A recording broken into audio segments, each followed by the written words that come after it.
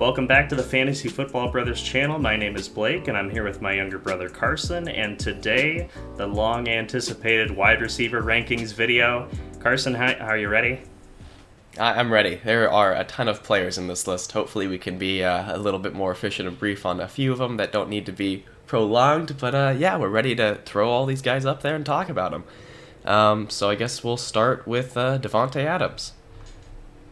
Yep. So we both have him at the bottom of our elite, and I think that it's pretty self-explanatory. I mean, you would have him even higher if he was still with Aaron Rodgers, but now he's going to his ex-college teammate Derek Carr, who Davante Adams, in some quotes, has said he's gone from a Hall of Famer to another Hall of Famer, but I think objectively he is a downgrade. Yes, definitely a downgrade. But as we've ranked him, we still feel really confident taking him as your wide receiver one. I think he's going to get a lot of targets in that offense. I think he's going to still, as long as Derek Carr can get over that 2-touchdown barrier. It is very concerning, the lack of passing touchdowns. He does get a lot of yardage, so I don't know, maybe Davante Adams can make more plays to get Derek Carr more touchdowns. And Derek Carr, never more than 2 passing touchdowns. If that changes this year, and I think Davante Adams will help with that, it's going to make him and that whole passing offense a lot more viable. And yeah, let's go ahead and move on to someone that we have quite a bit lower by comparison, Brandon Aiyuk. Yeah, Brandon Aiyuk kind of goes near bottom tier flex. So probably only in a bye week situation you really want to start him, unless he starts overperforming. I mean, this is a player that was drafted before Deebo Samuel in fantasy drafts last year, and then that script completely flipped, and Aiyuk was almost droppable like the first half of the season. He kind of had a resurgence near the second half, so you can hope that he can build on that and be the player that he was, I guess, 2 seasons ago now. But you do worry about how many mouths to feed there are in this run-heavy offense, too. And they do have a lot of pass catchers, so that's just not a good duo. A lot of pass catchers? Who do you mean? Well, meaning like valuable pass catchers like Deebo and Kittle ahead of him. And I think Aiyuk it's a run-heavy team, so like... Right. How do you feel about the third best pass catcher? Yeah, no, I get what you're saying now. Yeah, agreed. It's clearly Deebo's offense, and we'll talk about him quite a bit later, apparently, because of the alphabetization, but yeah. Either way, it's Aiyuk is definitely the third mouth in that passing offense, so just not really, like, you can't trust him week to week. Yeah. All right, so we can move on to Keenan Allen, who I think is just reliable. Definition of a safe wide receiver one. Yep. He's very consistent. He's now 30 years old, so I mean, you worry a little bit if he can keep it up, but he's always played like that, as Blake has said. You said he always plays like he's kind of old.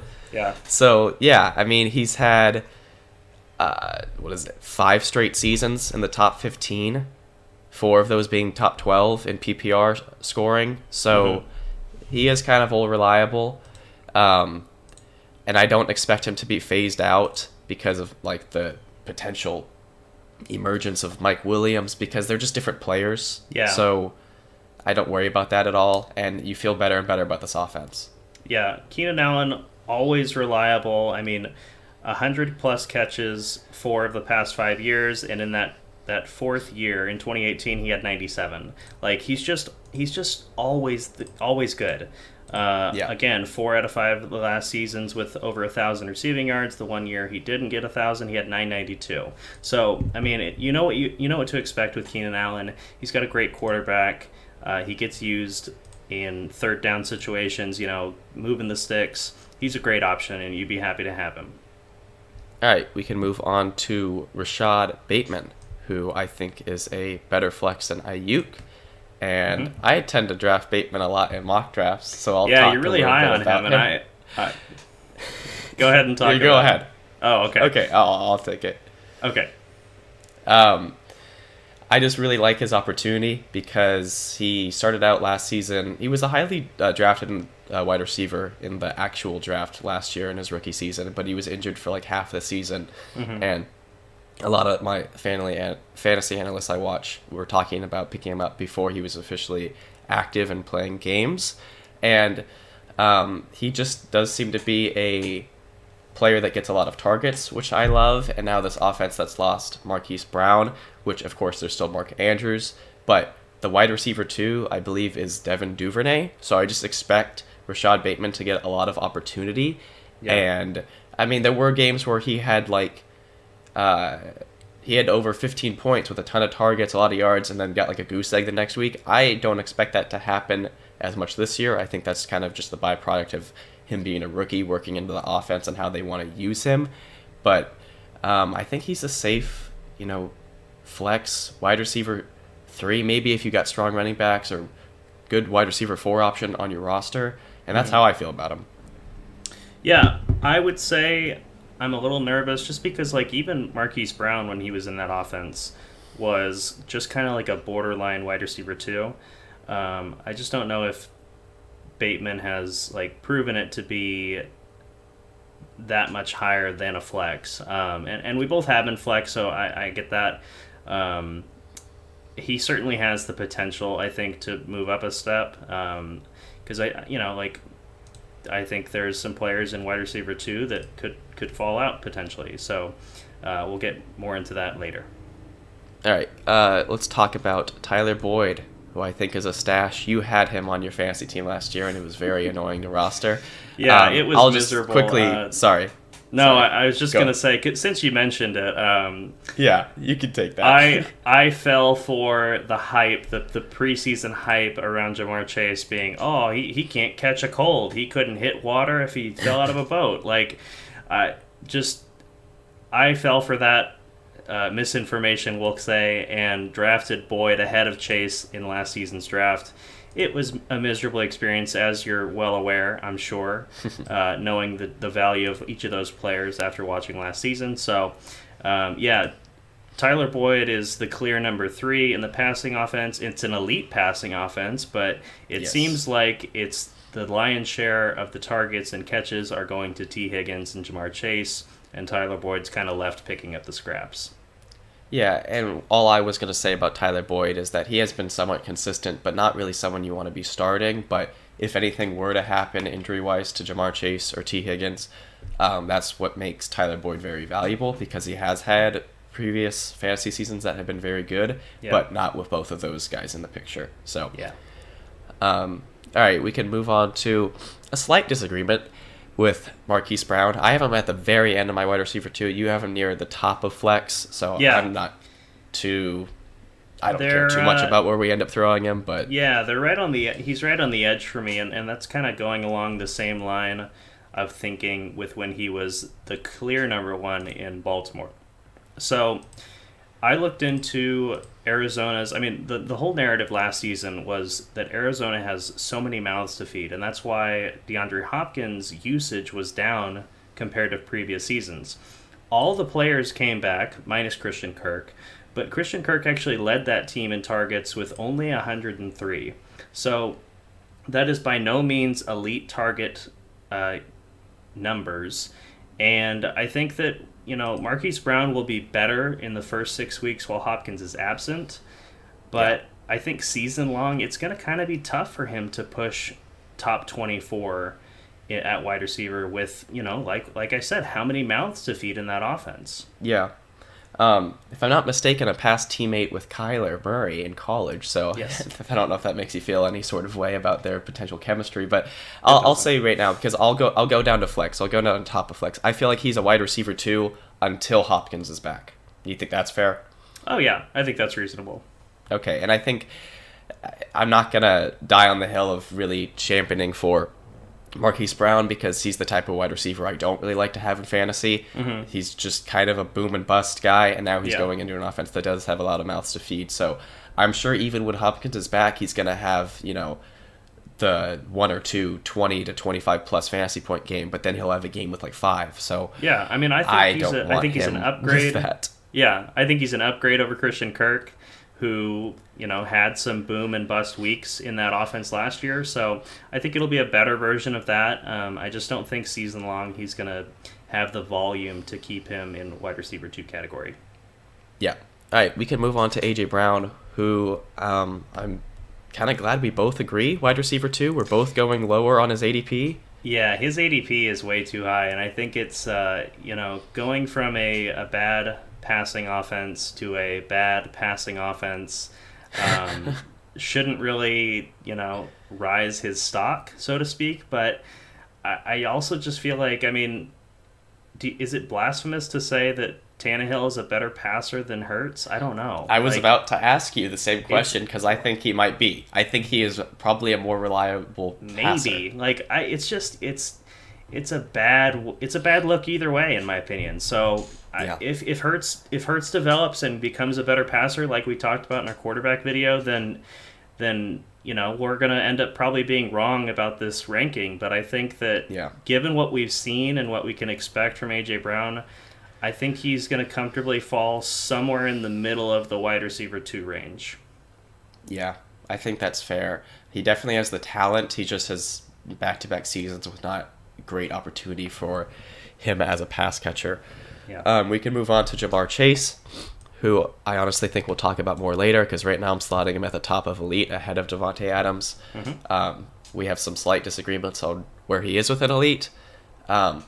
So might save some of that discussion later, but we're talking about a player who finished as wide receiver. What did he finish? Wide receiver 5? Yep. Wide receiver 5 as a rookie last season with his LSU teammate and now NFL teammate Joe Burrow. So you hope that they can expand on their chemistry if that's even possible because they already have a ton. Yeah. And he's not a player. My concerns about Ja'Marr Chase, and I'll get into this probably more later, as I've said, is that he's kind of like the Tyreek Hill mold as far as the wide receiver he is. And I never wanted to draft Tyreek Hill whenever his ADP was like wide receiver 2 when he was still at the Chiefs. And I worry about Higgins ending up with like the same. I mean, I did median, as I've said in previous videos, the median of all the players, which is kind of more reliable than mean when you're looking at an entire season. And T. Higgins had a higher median than Ja'Marr Chase, so I just worry about the difference. And T. Higgins' ADP is rising, so they're getting closer. But I just like the value of T. Higgins more. But what do you like about Chase? Because I've been more negative.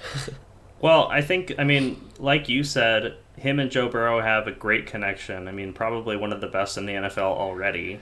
And he's just a playmaker, man. Like, after the catch, he can make moves. Like, you remember the plays against Kansas City last year where he's running past, like, 6 defenders? Like, he's just, with the ball in his hands, he makes plays, makes big plays, and, the catching or the reception numbers were relatively low for someone who finishes so high, 81. But I think that can improve this season. I think if, his average depth of target comes down a little bit, he'll be getting more catches near the line of scrimmage, and that'll boost up his catching numbers, which is great in PPR, and that'll allow him to work with the ball in his hands after the catch and make more highlight plays like we saw last year. Yeah, there's no doubt he has a ton of talent, especially for yards after catch. So just for me, I worry about how sustainable that is. And I know he's a rookie, so it's kind of crazy for me to say, like, I don't know how much higher his ceiling could be, but he already put his floor so high, so I guess that's not ridiculous. So it's Ja'Marr Chase is an interesting. I'm curious to see how much he can replicate or improve this season, for sure. Yeah. All right, we'll move on to Chase Claypool, who I believe we have in stash. And it seems harsh for a player that definitely would not have been drafted this low last year, but a lot has changed. More pass catchers with the addition of Freiermuth and Pickens, and then Deontay Johnson still there. And I wouldn't say necessarily a downgrade at quarterback, considering how Big Ben was playing last season, the but general question marks. Sure, question marks for sure, because we don't really know who's going to be starting at this point. But pretty much no matter who starts, other than probably Mason Rudolph, I think all the games Mason Rudolph has played where Big Ben was absent just hasn't looked good. But Ben Roethlisberger was playing at such a low level relative to his, career talent that I think pretty much anyone, I don't think it's going to be a noticeable change. Like, I still like Deontay Johnson, and I still am fading Chase Claypool because he's just a very he's a streaky kind of guy.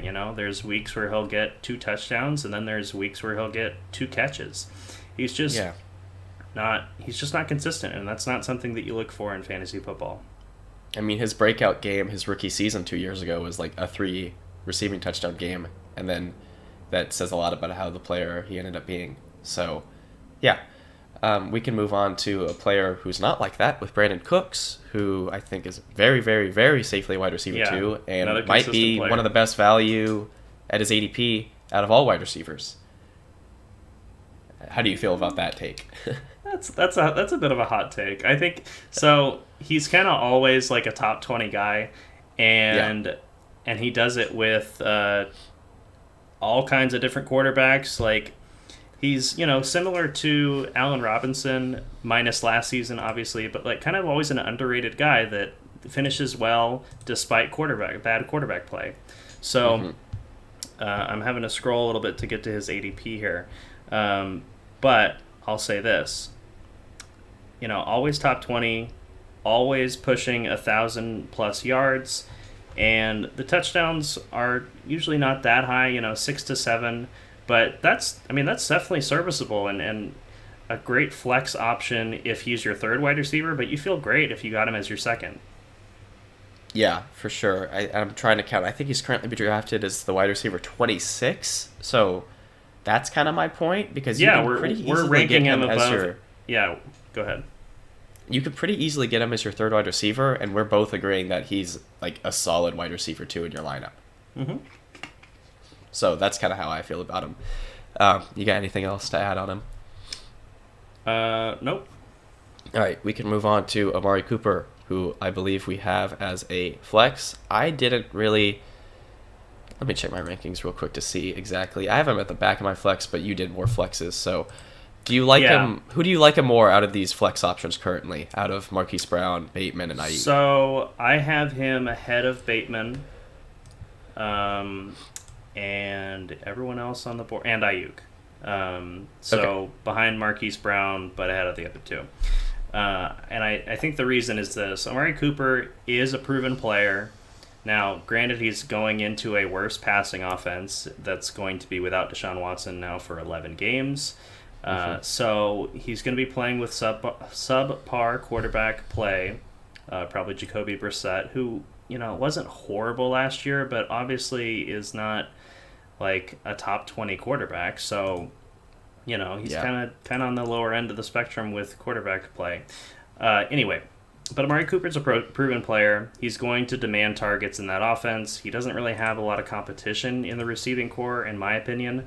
So it's kind of going to be like, big fish in a small pond kind of thing.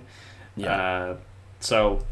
But he's still a flex to me. Like, if he's your third wide receiver, you feel all right with it. I think he's going to have some lows, some highs for the season, and then maybe finish the season stronger when Deshaun comes back. Yeah, I agree with all of that. It made him so hard to rank because of the duality of not having a great quarterback for the first 11 games, but also the team not having any other really pass catchers to threaten his volume. I think the second wide receiver 2 is Donovan Peoples-Jones, who's not even in this video. That sounds likely. Yeah. So that says a lot. That'd be a clear waiver anyway, but yeah, he is listed. Yeah, DPJ is listed as the wide receiver 2. Yeah, so I agree with all that you're saying. I think he definitely, if he's your third wide receiver, that's all right. I'm not super excited about it, but he's probably going to be serviceable at that slot on your team. So, that's all I really have to say about him. He went down my rankings a lot, but then I was like, okay, he's got to go up a little bit because of just opportunity. He's an interesting player to rank. Not someone I really want to draft. How about that? Yeah, I'm avoiding him in drafts if I can. I mean, if he falls far enough, I'll consider it, of course, because value-based drafting. Yeah. But, not someone that I'm actively seeking out. All right, we can move on to Gabe Davis, who I would both have as a flex, correct? Yes. I think people are really anticipating a huge breakout, and I think it's more realistic that he kind of finishes outside the top 25. Yeah. Just because it's tough for it's tough for a player to go from like who's this guy to all of Yeah. a sudden be inside the top 24. I mean, it's it's a little better situation without Jarvis Landry being there this year, and I just think that I think his ADP may be a little bit too high at this point. I have him ranked ahead of Amari Cooper, behind Marquise Brown personally, which is it's still telling because he is the wide receiver 2 in that option and Cooper's the 1, but it's just because Josh Allen's throwing the ball and he likes him. Yeah. I personally have him behind Bateman, so I'm throwing him behind Bateman on here. Okay. If that's all right. I know that this is a player that we knew longer than probably a lot of just regular fantasy players, just because of daily fantasy, because of his value and his boom potential in that. And the game he had against the Chiefs, everyone is probably remembering that. And yeah, you're losing Emmanuel Sanders and Cole Beasley, and you like Josh Allen, of course. But you just can't be too high on him. I think flex is definitely fair for his rise into this season. So I agree with that. All right, we'll move on to Gabe Davis's teammate, Stephon Diggs, who Blake and I disagree on. I have him as my wide receiver 3 ahead of Jamar Chase, and you have him as a wide receiver 1. Yeah, wide receiver 6 So- overall. Yeah, I'll go ahead and make my case. I had him as my wide receiver 1 that I drafted in fantasy last season, and he did finish as the wide receiver 7 in PPR scoring, so he still ended up doing pretty well, but it was kind of a disappointing season, just because he kind of was like 15, 16 points every week, so he was reliable but wasn't booming a whole lot, and he did get a lot of touchdowns, and he got a ton of targets, but he had 20 fewer receptions, so I just expect that both of those things to continue, touchdowns and an increase in receptions, to put him back in that conversation of elite wide receivers. And I just love the connection between him and Josh Allen, so I'm very high on him.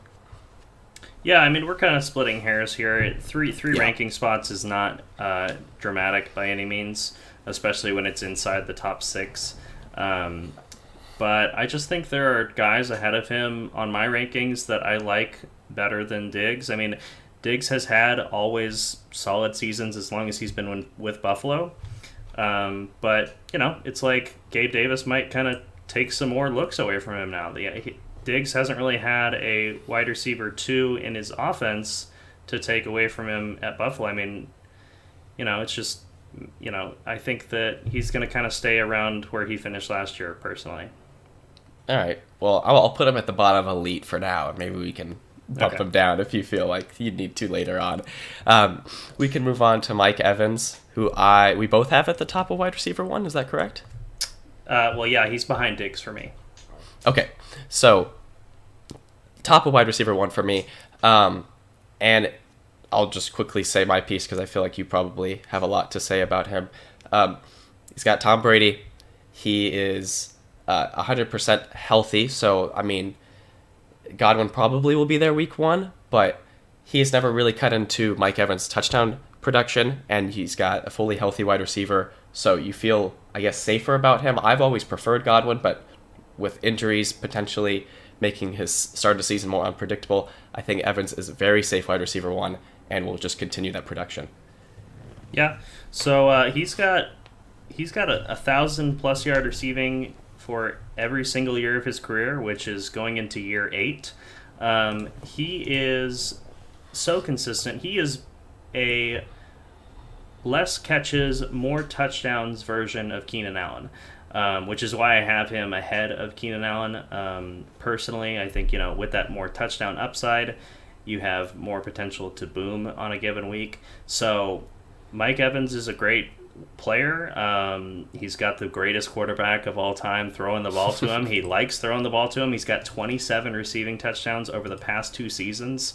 So it's just like, it's a no-brainer wide receiver 1. Yeah, I almost wonder if that's like the highest in the past 2 seasons total. It's definitely up there. Yeah, That's for just sure. a ton of receiving touchdowns. All right, we can move on to Russell Gage, his Yeah. teammate, who I believe we both have as a stash. Yeah, so the reason being, he had a lot of hype leading into drafts this season, and I think it's becoming deflated now with the recent signing of Julio Jones. It's kind of up in the air regarding who's going to be the wide receiver 3 in the offense, and obviously Tom Brady can sustain 3 relevant fantasy wide receivers, but I think that, Russell Gage, the hype for him may also have been heightened with the potential that Chris Godwin wasn't going to play early in the season. It's now looking more like he will be starting week 1. And so I think he's a stash. If anything happens to any of those guys, he could certainly elevate, but I don't feel comfortable starting him week 1. Yeah, I agree with that. I think Godwin potentially being out heightened his value, and now that seems like it's not going to be the case. It's lowered his value for sure. And also the signing of Julio Jones, who we don't even have on here. Just the fact that they're willing to take a punt on him, and it's just like, where does Russell Gage get in there? Obviously, Julio could get injured, and Gage has that spot again. Yeah, there's a pretty good chance. It just shows you that he could lose his spot. He could definitely lose his spot, though, so he's got to be a stash. Yeah, I think what's more realistic is that Gage and Jones, when Jones is healthy, will be used, kind of like they'll be splitting time, sort of. Yeah. Obviously, Gage got a pretty good contract this offseason, and Julio is more like on a 1-year kind of prove-it deal. I'm pretty sure that's true. We'll check, and if it's not, then just cut that out. But otherwise, I just think that Russell Gage kind of lacks upside with the pass catchers that are ahead of him in this offense. Agreed.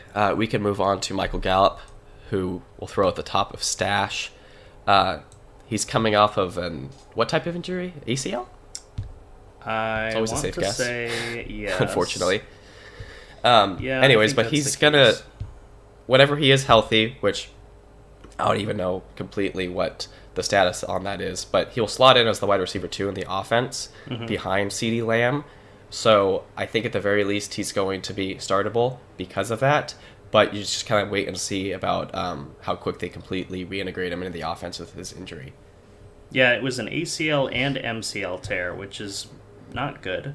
But he did start running routes yesterday as of this recording.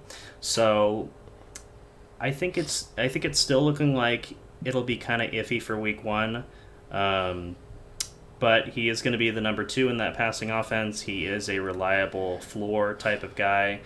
And with the absence of Amari Cooper, I think he kind of takes the next step up and can obviously push flex rating pretty easily. All right, so we'll talk about Chris Godwin, who I guess I'll let you talk about him as a wide receiver 1 because it's higher than his ADP, but it definitely makes sense. Yeah, so let me. I wasn't expecting to start, but I'll. Sorry. No, it's okay. So I'm going to say this. He was on pace last season before injury to have his career best season. So and it's kind of surprising given the number, but in 2019 he finished as wide receiver 2 in PPR. And he was on pace. That year he also played 14 games. But last season, which is even more crazy, but he was on pace to crush every category in that year, including, maybe touchdowns. He had 9 that year. He only finished with 5 last season. But all this being said, like I said in the quarterback video, Tom Brady's got 2 arguable wide receiver 1s in Godwin and Evans, and there's no indication to me that Chris Godwin is going to be a worse player in an offense led by Tom Brady than he was last season when he was already on pace to have his career best season. So coming off an injury obviously isn't ideal, but a lot of players nowadays are experiencing these injuries, taking the time off to recover, and then usually coming back looking the same, if not improved, depending on how old they are. Yeah. I think at his ADP, who knows how much will it rise come like Labor Day weekend, the weekend before the NFL season starts, because it could really rise if it's just like, he's 100% ready to go week 1 and he's going to be playing like normal. I think that changes a lot of things because currently his ADP is like in the 60s overall. So Well, I think you feel really it- great drafting him there. We Cool. can move on to Kenny Galladay, bottom of stash for how it currently stands. yeah. I don't really know what happened to him, if I'm being honest. Uh, I really don't. he went to the Giants and just completely disappeared. I guess this Um, proves how good Stafford was, even at the Lions, because that's really the only place he had relevance. Yeah, that was a brief period in his career, and it's been bad ever since. And It really has. we don't really have any indication that it's going to change this year. Obviously, a new head coach, but I don't know. I just feel like we would have seen it by now in the Giants' offense, and he's on the books for them for a couple more years with making a lot of money. Like it's turned out to be kind of a bad investment. Maybe they can turn it around, but I'm not confident. I want to see him prove it before I start putting him out in lineups. Yeah. All right, we can move on to T. Higgins, who I have at the very top of wide receiver 2. You have at the very bottom of your wide receiver 1. It's I think almost the same spot. Yeah, and here's the thing. Like, I think, like you said with Jamar Chase, the value that you get with T. Higgins is, arguably more enticing, we'll say. Yeah. They're very similar in stats in terms of targets and receptions. I just think that, obviously the touchdown making that Jamar Chase possesses and he's a lot better after the catch, Chase is, than Higgins. But you still like Higgins, and I think he can realistically finish inside the top 12 at wide receiver. He's right on the borderline between wide receiver 1 and 2. So I can understand if you want to put him in wide receiver 2, but I think he's going to take a step up this year, especially if he can stay healthy, and I think he can finish as a wide receiver 1. All right, we can reassess where we end up putting him between wide receiver 1 and 2. I have him at the back of 1 for now, but we'll see how the numbers end up being near the end. To figure that out, we can move on to Tyreek Hill, who I have right below Mike Evans. You have right below Keenan Allen. Mm-hmm. So very close. I guess for me, Keenan Allen's definitely more reliable, so it's definitely going to be a preference on how much risk you're wanting to take at that spot in the draft. Yeah, but I think also Tyreek Hill. Go ahead. I was just going to say also the change in scenery for Tyreek. Yeah. Playing with unless you ask him, a worse quarterback. Yeah. And just, you're not really sure how they're going to use him. There's talks about him being used kind of like in a Deebo Samuel type role, which should be very interesting. But he's also just kind of he's undersized but very fast. So it's kind of a different player profile than Deebo. I think that's the case. I don't think Deebo's I know he's not tall, but I don't think he's... I would think it's a different player profile. I don't know how much taller he is, but I definitely would say he's built different. Deebo's 6'2", 215, and Tyreek is 5'10", 191. So not a huge difference, but you get the sense that if Tyreek were used in that way, he might get blown up on a few plays, and you don't want that. Yeah, I definitely think that's interesting. I haven't heard about that, but that's interesting, just because of his speed, the potential of what the playmaking he could do. I'm fine with throwing him behind Keenan, because Keenan is much safer than Tyreek Hill, but it will be interesting to see. He's definitely a wide receiver 1. Yeah, and when you look at season-long rankings, it's entirely possible that Tyreek finishes ahead of Keenan Allen, but in terms of week-to-week consistency, I think Keenan's your guy. Yeah, it's kind of a make-or-break year for Tua, and now that he has more weapons, we'll just see if he can use them. So that's really all you can say with it for Tyreek Hill. Yeah. We'll move on to DeAndre Hopkins, very top of stash, out 6 games, first 6 games because of PEDs, and he's someone that, I don't know, I feel like he's not getting a lot of discussion because of that suspension, and I just don't hear a lot of people talking about the fact that he was so touchdown dependent last season, and I know you had him, so it's not like he's someone that I feel like is a wide receiver 1 when he's back. No. He obviously has had the talent in the past, but you don't feel that way about him anymore. Yeah, it's just like we said about Arizona, too many mouths to feed. Yeah. And with being touchdown dependent, like, he kind of feasted off of a ton of targets, a ton of catches, and yeah, previously, but then now he's become touchdown dependent in the offense that he currently exists. And, with the addition of Marquise Brown, in my opinion, I think that only gets worse. So Yeah. you're missing him for 6 games, and then he's coming back to a crowded receiving core. So it's just a tough path for him to push into wide receiver one numbers. Yeah. All right. Justin Jefferson, who I have as my wide receiver 1. I believe you have him as your wide receiver 2. Yep. We're talking about 1 or 2, so very clearly Yeah. elite. I just think that my case for him ahead of Cup is more age, and also I kind of just want to throw up Cup right now, if that's all fine. right. He's Yeah. close anyways. Everyone knew he was going into elite anyway. So Yeah, so those two at elite. What I like more about Justin Jefferson is the fact that he should only be getting better because of his age, which is kind of a scary thing to think about. Not that Cooper Kupp's extremely old. I believe he's 29. But Cooper Kupp was interesting because last season in fantasy drafts, I feel like almost unanimously Robert Woods was getting drafted ahead of him. And then he had his fantasy MVP season. And then now that they've lost Robert Woods, but added Allen Robinson, who we'll talk about later, who I believe is probably an upgrade on Robert Woods. If he could replicate that, I just don't know if he even needs to with how that offense works, which worries about me. And Justin Jefferson is just obviously a star, and Thielen obviously takes away touchdowns, but he's only getting older. So I think really it's the other people on the team that make the difference for me because they're both just so good. It's hard to choose just between their two skill sets. So what did you mean when you said the offense being able to replicate for Cooper Kupp? Just meaning like he doesn't need to put up those performances if they have Allen Robinson having good games too, is what I'm saying. Like the situation where he's getting 20 plus fantasy points every week, he was kind of doing that because Woods was not having an amazing season, then got injured, and then now you got Allen Robinson. So I just worry about like if he would even see that volume because it might just be overkill in some games.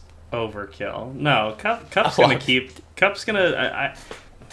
I'll give you this. I don't think Kupp's gonna repeat as the Triple Crown, because that is such a unique statistical, occurrence. But Cooper Kupp has. I don't see any reason if Matthew Stafford stays healthy because he's got that elbow concern coming into the season. But if Matthew Stafford stays healthy, there's no reason Cooper Kupp can't finish as wide receiver 1 again, just based on how far and above he was above every other wide receiver last year. Yeah, he definitely had room. He had room to lose points and still finish as wide receiver 1. So I do. There was a healthy margin there, and yeah. Justin Jefferson last season finished as wide receiver 4. I believe Adams was ahead of him. I can't recall. Oh, Deebo Samuel was number 3. So Adams being on a different team drops his value a little bit. So I get why Adams is behind Jefferson. And looking at my list, I'm actually a little surprised that I'm sort of am, sort of aren't. About having Deebo behind Jefferson here, even though he finished better than him last year. I think that Jefferson is going to be. I think he's going to improve off of wide receiver 4, but I don't think he's in the same situation as Kupp with the quality of quarterback he's playing with, the high-powered offense in general. Like it's just I think Kupp's the number 1 guy. Yeah, I mean, it could really go either way. I see in a lot of drafts, as soon as someone takes Jefferson or Kupp, the next pick is the remaining guy, just because once one of them's gone, the other one's just immediately gone because they're both kind of coveted as the top 2, kind of by consensus. I've seen people on Twitter read that about Stafford's elbow and be like, all right, that's enough for Jefferson to be wide receiver 1. Like, people are grasping at anything to differentiate these guys. So I think they're both elite. If you pick one over the other, no one's going to be like, what are you doing? So no argument there. Yeah. All right, let's move on to Jerry Jeudy, who I know, sorry, we disagree on. You have him as a flex, I have him as a wide receiver too. It's not like a huge difference, but I know you've been talking a lot in mock drafts how you don't really like either of the Broncos guys too much at their ADP. I'm coming more around on Cortland Sutton because there have been reports saying that Russell Wilson really likes looking for him, especially in the red zone. And I think that makes complete sense because he has a similar, obviously no one's built like DK Metcalf, but Cortland Sutton has they're the same height, same physical profile in that regard. So I think for a red zone target, I think, you give Cortland Sutton the edge. And with Jerry Jeudy, it's just, he hasn't proven it yet. Like, you look through his game log and nothing stands out and wows you. I mean, honestly, like, take a look at it and tell me what you think, because it's a few games of double digits in last season, and then in the year before that, it's a few games in double digits. He's got one fantasy finish above 20 fantasy points. Like, it's just, I think there's the fact that Jeudy is ahead of Sutton in ADP, I think is based on what? Like, it doesn't make any sense to me. I can agree on that for sure. I think a lot of people would say it's because of quarterback play is why Jeudy has been limited, so that's why people are high on him. I agree. I think Sutton clearly, because they're almost going back to back. His team. Sutton is his teammate. What does that mean? He's been there longer, and also Jeudy dealt with an injury last year. So I mean, Sutton. But when we've seen they're Jeudy very healthy, close in ADP, so I think both of them are higher because both of them. If Russell Wilson did not go there, there's a case for Cortland Sutton to be undrafted and Jeudy to be like a late round guy because of how bad they were with Bridgewater. So a lot of people are just high on them, obviously because of Mr. Let's Ride, Russell Wilson. Yeah. And I see what you're saying because I see a lot of reports about analysts being like, oh, he's like the best route runner in the league. All right, let's see that statistically and what that provides for a box score. So yeah, that's not even. I do know what you're saying there. I do know what you're saying there, and I think realistically, because their ADP literally is like back to back, I think realistically one of them will be a wide receiver 2, one of them will be a flex, and with the profile that you're saying of Cortland Sutton, who I'll just go ahead and throw wide receiver 2. Yeah. I think that's fair. That's probably how I would choose between them two if I had to, but I really think that Jeudy will excel with Wilson. I really do. I'm fine with putting him at the top of flex, as I've said, but I mean, this is probably, if he doesn't, then you're going to start questioning if he can do it on any level with any quarterback. Well, totally. I mean, and I think if we look back on this and I'm completely wrong, I'll deal with that. But I've got four guys ranked between Sutton and Jeudy. Jeudy being on the lower half, obviously.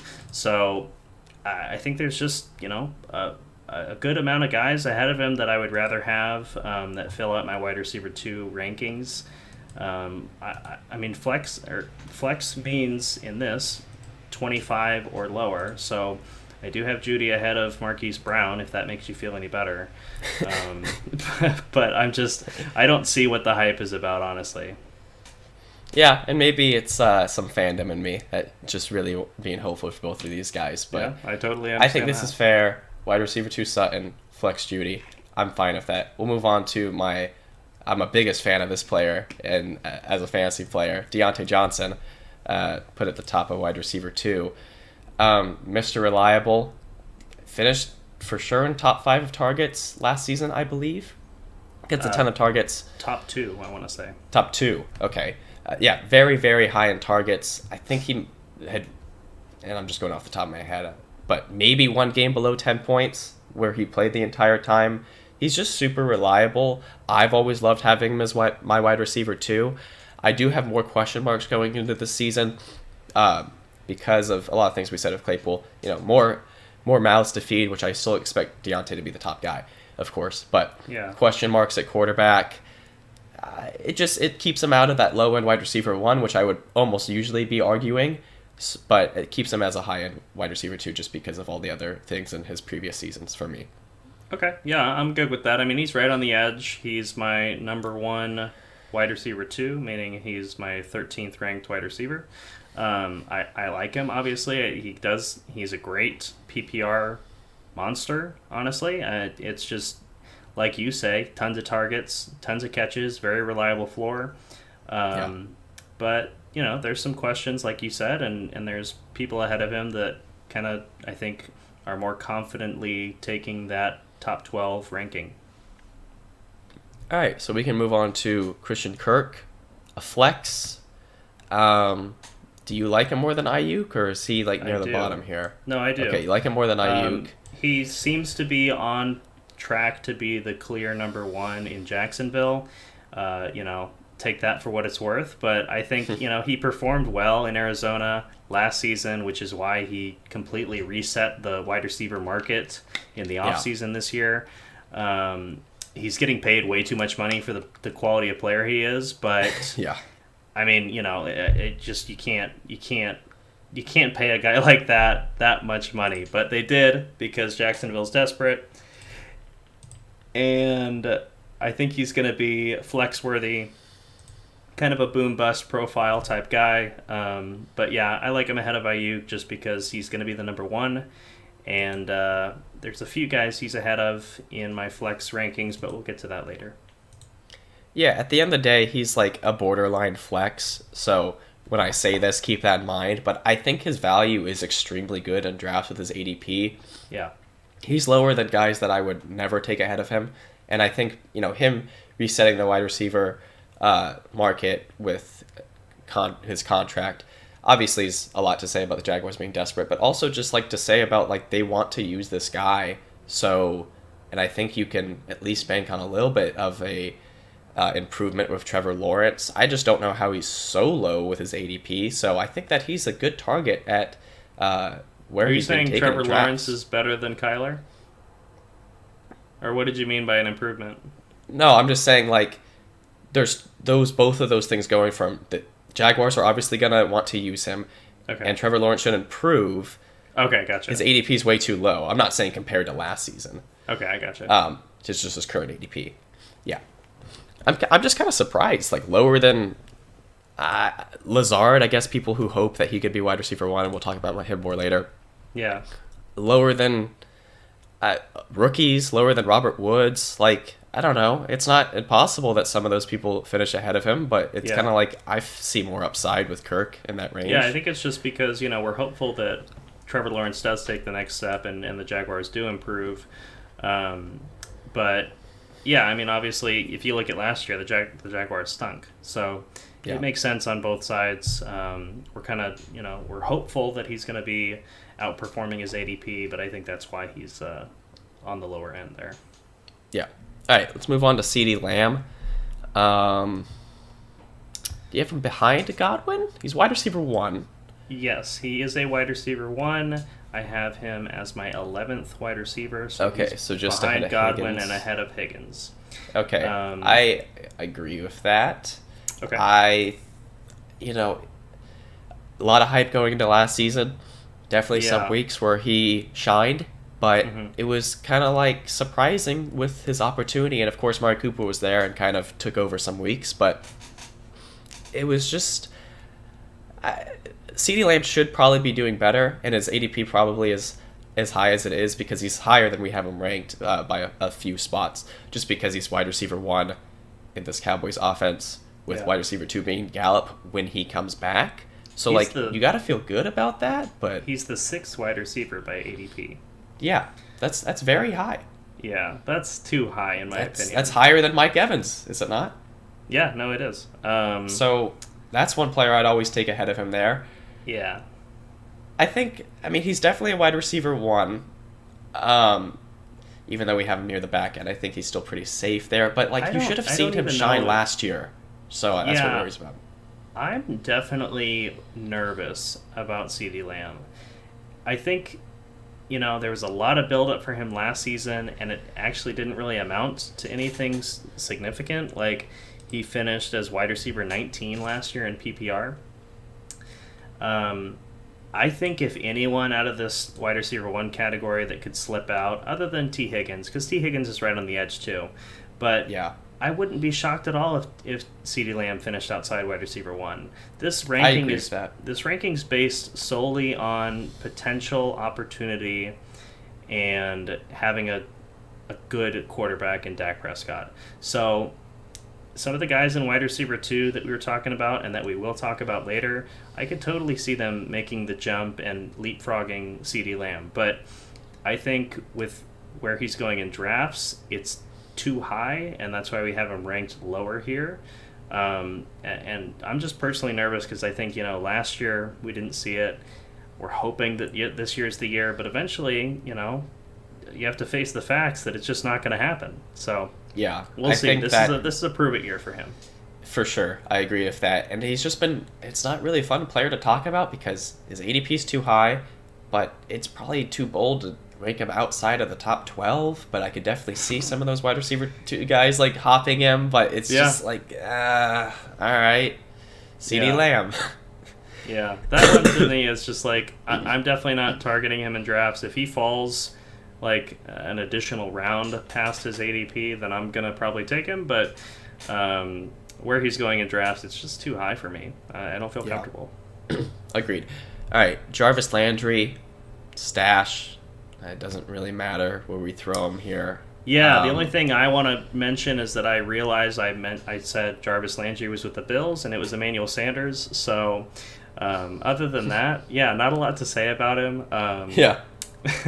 The only thing to say about him is a prior mistake that you Yeah, said. I misspoke, and I just want to, right that wrong, but because it bothered me as soon as I realized it while we were talking. But yeah, he's the number 2 as of right now on the depth chart in New Orleans. We hope that Michael Thomas comes back and looks even similar to what he was before, because that would just be exciting for the game.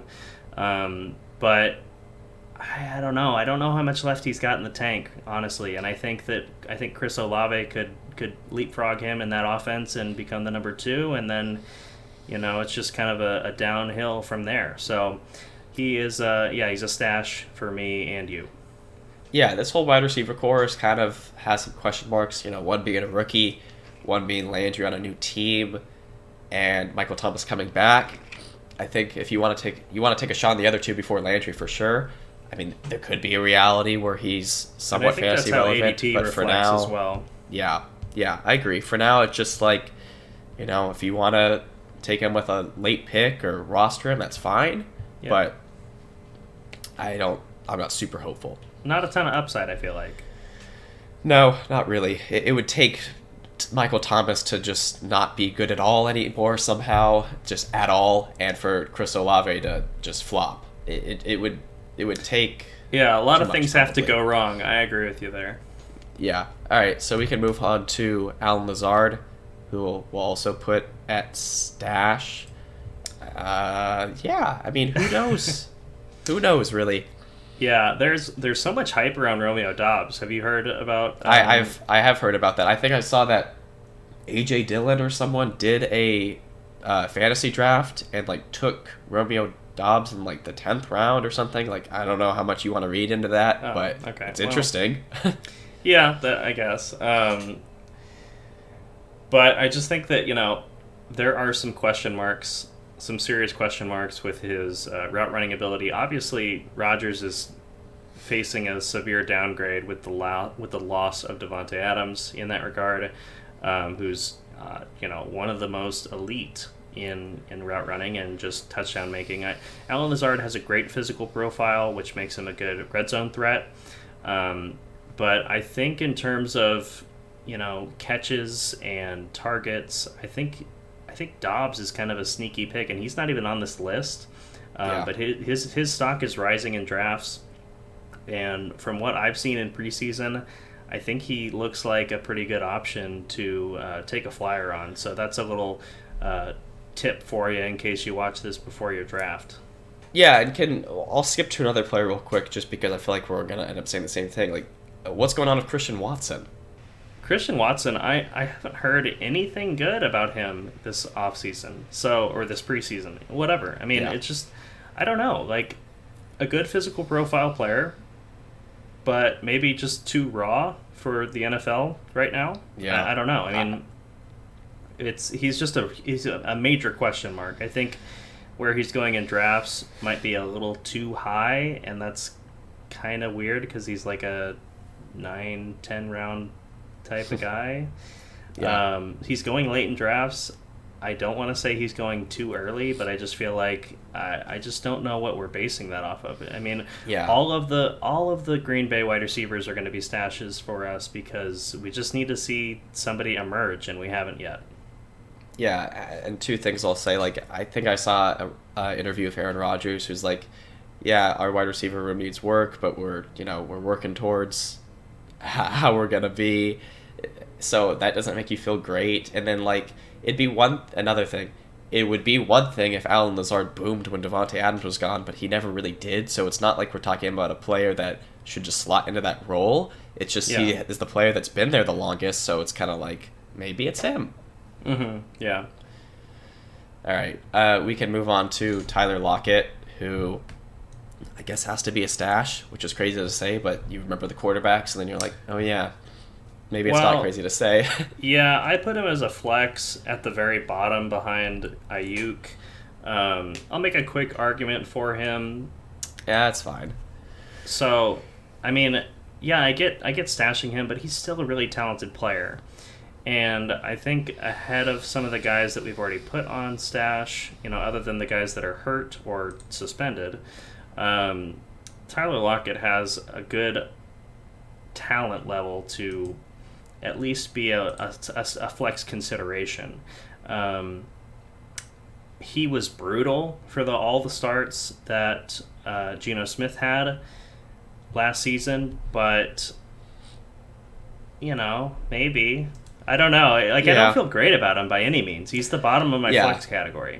No, I had forgotten that you had more flexes than me, so we kind of feel similarly. I was gonna have him near the top of stash. It's just difficult. Like, he needs to be drafted, and Yeah. I don't know if you feel maybe don't start him week 1. If he does well, maybe have a little bit of trust. Put him in a flex. Like, you really have to Yeah. wait and see because he was dreadful when Wilson was not playing Yeah. at quarterback last year. And by definition, I think that would more signify that he belongs in stash, but Yeah, I don't know. I think season long he's going to be a flex play. yeah, that's fair. I mean, he obviously has the talent, but he seems like a player that's dependent on quarterback play more than like Metcalf, who we're so close to. I'll skip over McLaurin real quick. We'll just talk about Metcalf. That's fine. Um, I'm trying to remember where I had him. Yeah, I had him like near the top of my flex. Where did you have him? Same. Okay. I have him as my third flex behind Marquise Brown and Jerry Jeudy. Okay. I think that's fair. Kind of what I just said about Tyler Lockett. I feel as far as being quarterback dependent, I think Metcalf is less so, just because of how much of there's no other player really like him. Yeah. So if anyone could do it with any quarterback, you'd think maybe Metcalf could. Yeah. So you feel a little bit better with him at flex just because of his talent and uniqueness. So, I mean, that's really all there is to say. He's going way too high in drafts. I think that's... Yes, for sure. I think that's agreed. We agree on that. Yeah, I definitely... He also has to be a wait and see at the end of the day. And with where he's being drafted, you almost can't afford to do so. I mean, he's being... Yeah, way too high. I mean... Yeah. He's in the same pool of players as Deontay, Jalen Waddle, DJ Moore, above Judy and Sutton, Mike Williams. You don't... All that's not a good players... range. Yeah, for all him to be players in. that I feel comfortable putting in wide receiver 2 in the wide receiver 2 range. So Yeah.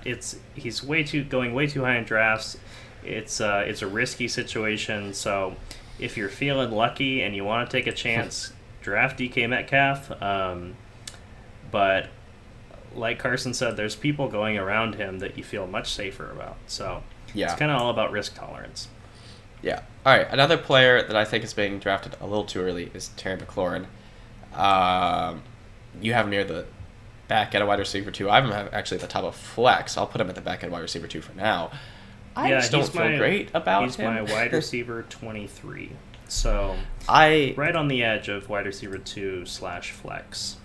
there are players, the range of players he's in for ADP, I would just never prefer McLaurin over. And he's just above that Deontay range I was just speaking of. He's in between T. Higgins and Michael Pittman. I would just never draft him in that range. Ever. I agree. I agree with you. I have both those players ranked above McLaurin. I just think that, he's always kind of been a right on the fringe wide receiver 2 guy. And I don't think that the addition of a better, like an improvement at quarterback, even though Carson Wentz is by no means a great quarterback at this stage in his career, but it's an improvement for the Commanders, and it should be an improvement for McLaurin. So, maybe he becomes a more secure wide receiver 2 than a fringe wide receiver 2. Yeah, and I agree. That's kind of his ceiling and floor is seemingly pretty close together within that wide receiver 2 range. Just not a player I'd want to draft as ADP, but probably a safe wide receiver 2. Yeah. All right, Jakobi Meyers. Stash. In unison. Yeah. I mean, I hope he can get more touchdowns, but yeah, there's not a whole lot to say about him. No, I mean, and as the resident Patriots fan, I'll just say this. There are better options at wide receiver, guys. It's just Mac Jones' receiving core is just, it's just not up to snuff, and that's okay. We've got some good running backs that we talked about in the previous video, and it's a run-focused team, and it's just I think you're better off looking elsewhere with fantasy wide receivers. Yeah, I agree with that. I mean, he could be the best wide receiver fantasy-wise on that offense, or he could be the third best. Like between him and either Devontae way, Parker, it wouldn't mean anything. Like, that's true, because they're all probably still very close to. They're all probably still very close to each other in fantasy points, even with that difference. So, yeah agreed. We can move on to Darnell Mooney. Safe flex, hopefully. I mean, there's some. Yes. I would definitely say there's some concern about, just that offense of Justin Fields. Hopefully he can improve. And we talked about him before. It's definitely a play that has upside. Hopefully he can improve his passing. But he's got such a great target share. So. Yeah, it's sort of like it's similar to the Amari Cooper argument, minus he's a little bit less proven, obviously. Mm-hmm. But he has the opportunity, he has the target share, and I've read reports that Justin Fields is improving as a passer. I think the new head coach there is kind of using him more in the way that he should be used. So I think all signs are pointing for Darnell Mooney to have a good season. He finished pretty well last year. I don't have the number off the top of my head, so let's see what it says. 23. I mean, that's right out. That's right on the edge of wide receiver 2 status. So it's entirely possible that he finishes near or above that again. But I like the guys that I have ahead of him in wide receiver 2. So for me, he's a flex, but I think a strong flex. All right, Elijah Moore, who I'll throw just right behind Darnell Mooney in flex. There was a point in time last season where he was like a top-rated wide receiver in a few weeks span. I'm gonna pull up his box score real quick to check that out. But a very small span. Yeah, and then he got injured. So you worry about the quarterback play. Who is it gonna be? Joe Flacco because of Zach Wilson's injury? I'm not even completely too soon to say at this point. Okay.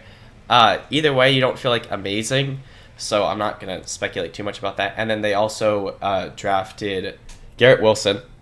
Yes. So a top-rated wide receiver in the NFL draft. So you worry about what that will do to Elijah Moore and his focus in this offense. But that being said, I still think he's a safe flex. I just want to interject real quick. I think if anything, it will help Elijah Moore because, I mean, we've seen when a top... Like, if it's just one guy that the defense has to worry about, it can make it harder on that player to get more touches because the defense is keyed in on them. If Garrett Wilson is a good and competent wide receiver, it could help Elijah Moore's value because then the defense has to commit, more assets to defending more pass catchers. So I think that I wouldn't worry about Garrett Wilson being an addition to the team. I think it can probably only help Elijah Moore at this point. Um, the real concern is the quarterback play, and I mean, obviously, the game script that the Jets are going to be playing, playing from behind a lot of the time, I think is going to help the passing game also. So I kind of like both of those guys. I wouldn't be opposed to putting Garrett Wilson at flex, but I think, we'll talk more about him in a little bit. Yeah, and I see what you mean about that. It's always tricky to say like an addition of another pass catcher could do for the main one, but I see what you mean as far as like taking the focus of defenses off of just one guy. So yeah, I see what you mean. Okay, we can move on to Rondale Moore, who, check your ranking real quick. Where do you have him ranked? I've got him between Christian Kirk and Brandon Ayuk on flex. Okay. I agree with that. I think that I really like his value in drafts. I'm taking him in a lot of mock drafts. Yeah, let me check really real late. quick again. Yeah, where is he? I can't even find him. He's really down there. Yeah, overall 134. That's very, very low. So Yeah, I think that. Go ahead. Sorry. I was just gonna say, I think he's going to have, just like Marquise Brown, he's going to have more upside in the first 6 weeks, and then when Hopkins comes back, I wouldn't be surprised at all if Rondale Moore becomes a lot less relevant. But with where he's going in drafts, that's kind of a solid flex option to start the year for the first 6 weeks. The first third of the season, basically. So you feel good about where he's being drafted by ADP, and I think that the talent is there. He led the team in targets, I think, through the first 4 or 5 weeks last year. Again, it's just a situation that I don't think season long is all that advantageous for him. Yeah. I think he's got great value as like a last wide receiver pick, but I agree with your like projection of how the season could go for him. All right, DJ Moore, who I went really high on in my ranking. I had him at the very end of my wide receiver 1. You had him like near the top end of wide receiver 2. Yeah, he's my, let's see, he's my 16th wide receiver. So for now, with how it's, well, okay, let's, how do we already have? We already have, he's currently at the 12th with how we've ranked so far, so he might move later, but I'll just throw him at wide receiver 1 for now, at the very end. I think that I'm very optimistic about DJ Moore. I mean, he started the season last year amazing. I think even being like a top 5 wide receiver. In our league, he got traded on that value and then plummeted, so that was rough. And it's not like Baker Mayfield is amazing, but you would hope that he could be more consistent than Sam Darnold. And what I like about DJ Moore is the second best wide receiver is Robbie Anderson, so he doesn't have a lot of competition there. And of course, McCaffrey is back, so he takes up a lot of that offense and what they do. But DJ Moore still is a very reliable option. And let me just check his stats real quick. So last year, he 3 got straight 100. seasons over. Sorry. No, you're good. Let me just say this real quick. 3 straight seasons over 1,000 receiving yards. So over that's what I 1,100. really like about him. Yeah, that too. Yeah.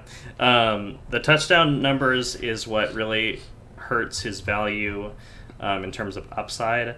But last season, 163 targets, only 93 catches. Like, that was insanely inefficient. Yeah.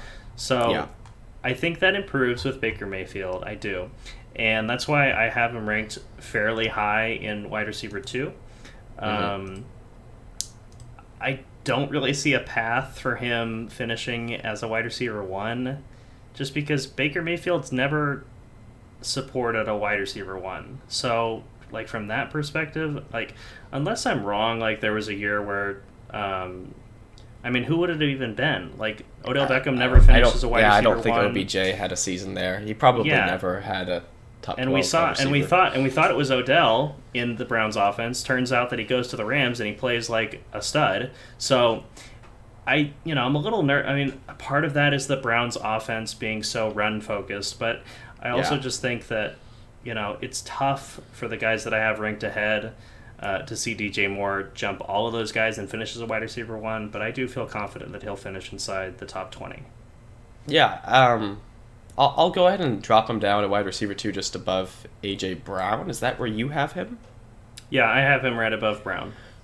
Okay, I'll do that because I was just going off, like, I think it's possible, but I think that's definitely a riskier pick. But, like, he's a player you take at his value and could have that upside. But I'll go ahead and drop him down because we're running out of space wide receiver 1, and I want to reserve some spots for Michael Pittman Jr., who I'm throwing above of CeeDee Lamb. I am very high on Michael Pittman right now. Yeah, too high. I'm hearing a lot of great stuff about camp, which who knows if you can believe that much, but that's not even the focus. I really like Matt Ryan there because he had great weeks with Carson Wentz, and I think Matt Ryan is an improvement just because of consistency.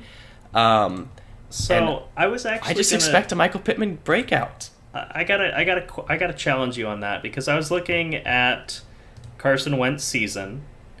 So here's what Matt Ryan has as an edge on Wentz: more completions, more yards. Okay, for last season, whereas Wentz has fewer completions, fewer yards, but more touchdowns and fewer interceptions. So in terms of efficiency, I don't know if it really is that big of an improvement. Now I understand, like I have him as my wide receiver 15, Pittman. Yeah. I think the addition of Matt Ryan is not as big of a difference maker as you think it's going to be. I still have him above where his ADP is at, I believe. And I have him projected to improve off of how he finished last season, but not to the extent that you do. And I think it's just the fan in you. I would like to interject. Yeah, I'm subscribed to his YouTube channel, and I've drafted him every year in fantasy. And he's USC, and I sort of like following USC a little bit. But I'm not a big college fan, but a little bit of allegiance there. But it's not really because of Matt Ryan, so I want to clarify that. I personally like that look of Matt Ryan more. That's not why I have him so high. I think that if anything, at the very least, it should be the same quarterback play. I think it could be better, but it's more just he's entering his third season after a strong second season on a team that I expect to do better because it was kind of ridiculous that they didn't make the playoffs. And, Alec Pierce, the wide receiver 2, is a rookie. They blew it. Oh, yeah, that was a horrible last week outing for them. I'm just very optimistic about him. I mean, last year he had 5 games over 20 fantasy points, so he's proven that he can boom. I expect a low-end wide receiver 1 season for Michael Pittman. I'm very, very high on him. You are. I don't. There's nothing wrong with that. I just disagree, but that's okay. I'm okay. You like CeeDee Lamb more than him? Which I don't even want to do that discussion. I don't even know where to throw him right now. I'll throw him at the very end, a wide receiver 1 for now. Okay, I have him just ranked behind Deontay Johnson. Do you agree with that? I guess you don't. I don't. I have him slightly above Deontay now, but those are 2 guys I really like. But I would pick Pittman ahead of Johnson. If it was because of the question marks that we described. Yeah, I get that. Wide receiver 14 is nothing to sneeze at, Yeah. Right on the edge. I just don't, whatever. It's high end wide receiver 2 versus me, who's making the case that he could be a wide receiver 1. So either way, he's a good player. So yeah. I don't want to. Yeah, we both like the player. Let's not get that. Misconstrued. Try not to. Yeah.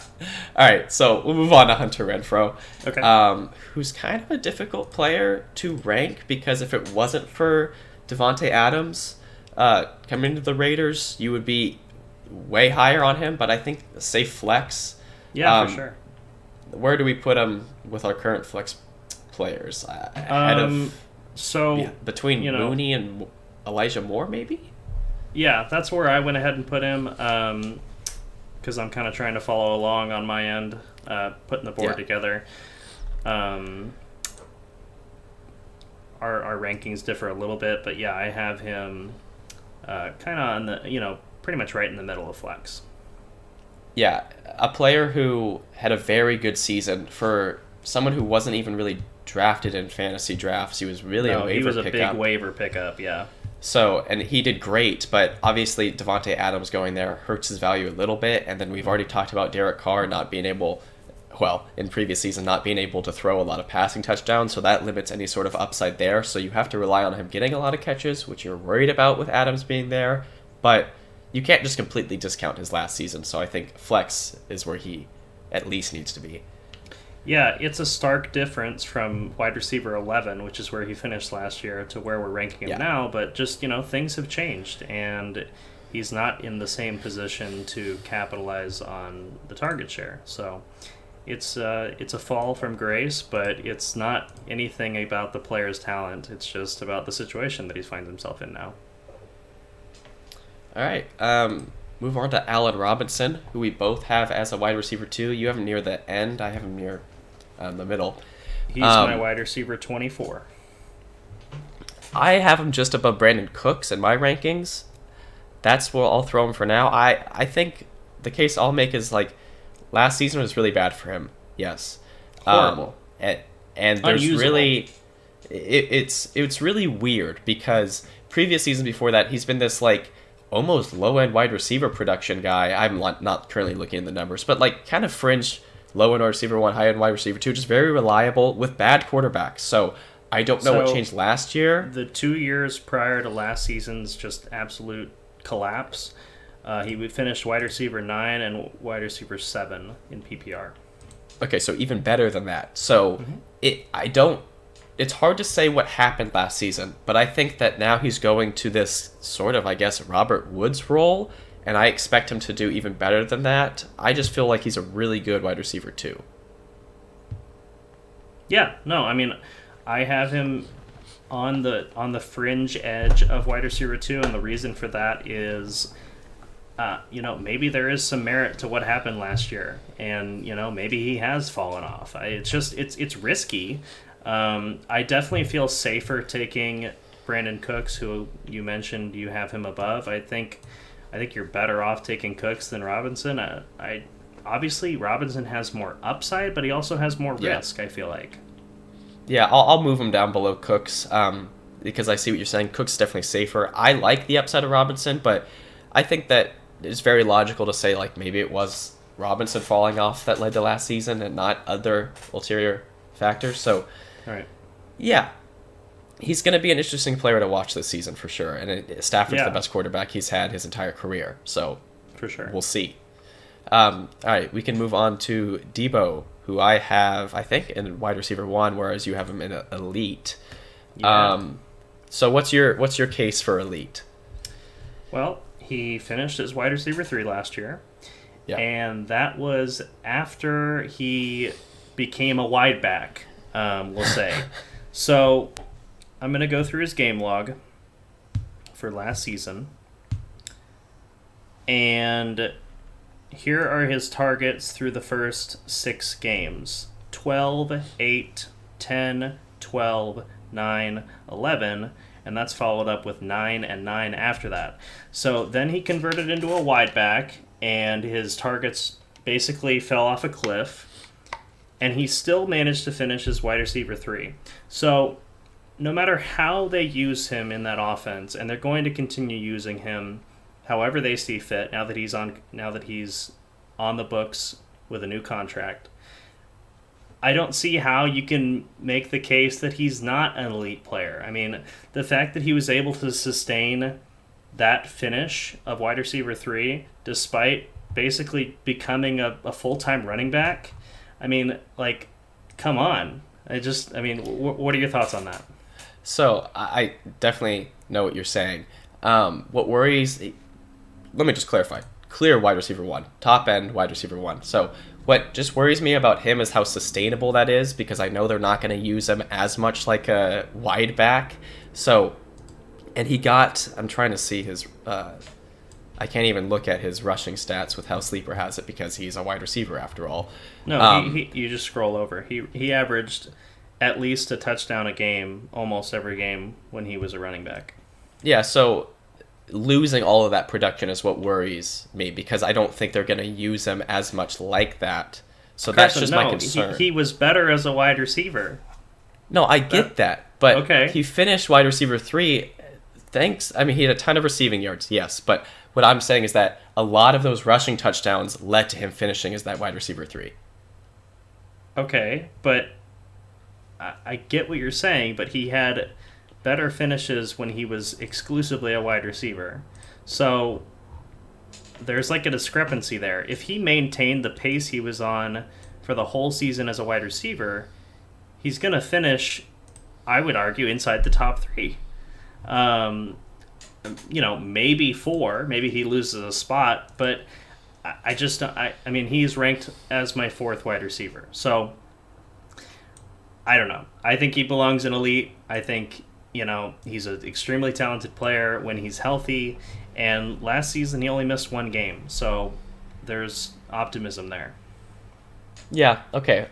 We can keep him in elite for sure. And I do really like Debo. There's just other wide receivers I like more. I have concerns about him, and I can't see the rushing stats for whatever reason, even though I'm scrolling over. But well, I think wherever you're getting him in your draft, I mean, you're able to get him near the middle of the second round, so in a 10 team at least.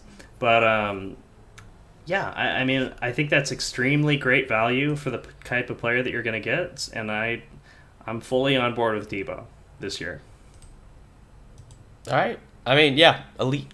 I'll go with it. I like it. I had Debo last year before I traded him, so I was very happy to have that value early on in the season. I just have some concerns, but I definitely know what you're saying still. So yeah, let's see if he can replicate it. We can move on to Juju Smith-Schuster, who I have as a flex. Sheesh. And where do you have him? I've got him as my wide receiver 22, so near the latter half of wide receiver 2. Yeah, I mean, there was a point in time where he was a clear wide receiver 1 in Pittsburgh, and then he fell off, but now he has the opportunity to be Patrick Mahomes' wide receiver 1, so that's what keeps him as like a... there's a lot of question marks for him, but he's the player, in my opinion, that could have the biggest difference between his ceiling and floor for how he ends up finishing. Because of those two reasons. Meaning the largest range of outcomes. Yes. Okay. I mean, yeah. I understand that, considering how he's performed in years past with, injury problems and, we'll say, poor quarterback play or, a downturn in quarterback production. But he's going to play with Patrick Mahomes, who, in terms of pass catchers, the only people that he's familiar with is an old Travis Kelce. And not that Travis Kelce is going to be bad by any means. He's going to remain elite as a tight end. But there's tons of opportunity. Juju Smith is so young that I think being the wide receiver 1 in a Patrick Mahomes offense, I think can only mean good things. I may, like you said, alluded to with his range of outcomes, we may be too low on him here at wide receiver 22. But yeah, it's possible. Yeah, but I think that's a safe ranking for him just based on what we know and what we don't know at this point. Yeah, okay, I'll throw him in the back half of wide receiver 2 ahead of McLaurin is where I'll put him. And I definitely agree, like, there's definitely, it's possible for him to be wide receiver 1. Like, it literally is, but I don't know how much I trust in him as a player anymore. So it's the difference of, like, do you think this opportunity is just going to revitalize his career versus does he still have it in him? And I know he's young, but he's recovering from an ACL injury and a few bad seasons, so it's just... there's a lot of question marks. I'm leaning towards the former, that he will be back to the way he was when he first came into the league. Yeah. All right. I think that's not unreasonable for sure. We can move on to Devonta Smith, who I have as a stash. I have him as a flex ahead of Ayuk and Lockett. And behind Rondale Moore. Devonta Smith had some flashes last season. I think he had a 2-touchdown game against the Broncos last year, which I know you love hearing. But I think with the addition of A.J. Brown, like, Devonta Smith was kind of the wide receiver 1. And was just kind of like, whatever. I'm pulling up his finish. He finished wide receiver 29 last year, which not horrible. But putting him in flex, I think that's, kind of reasonable. With the addition of A.J. Brown, he's clearly not going to be the wide receiver one in that offense, and that lowers his value a little bit. But I think he's going to be flex worthy in a number of weeks this season. Yeah, I agree with that. For a lot of the same reasons that we are hedging A.J. Brown down to kind of a middle wide receiver 2, you can't be too high on Devontae Smith. So, yeah, I think a low-end flex, he definitely could have value to make your lineup some weeks, but I don't think you can be too high on him for the reasons that we've already explained with A.J. Brown. Yeah. All right, so we can move on to Amon-Ra St. Brown, who I think we both have as a wide receiver 2. So I'll go ahead and throw him up there. Yeah, I've got him. Where on this list do you think he should be?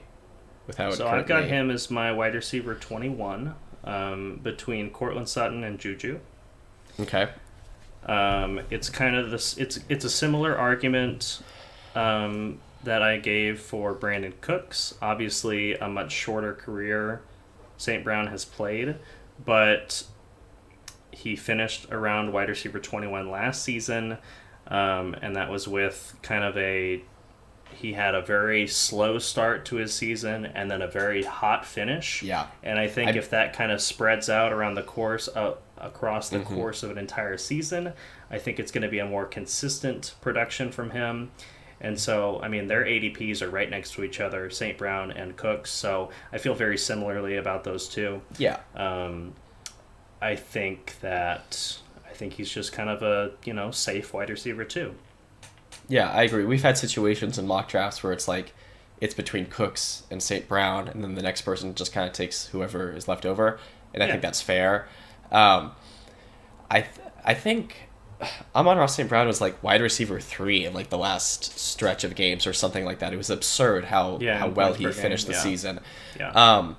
I think that there's going to be more people in that offense than there were at the end of the season last year with Hawkinson being healthy again and DJ Chark. Even Chark being there and whenever Jameson Williams finally gets worked in.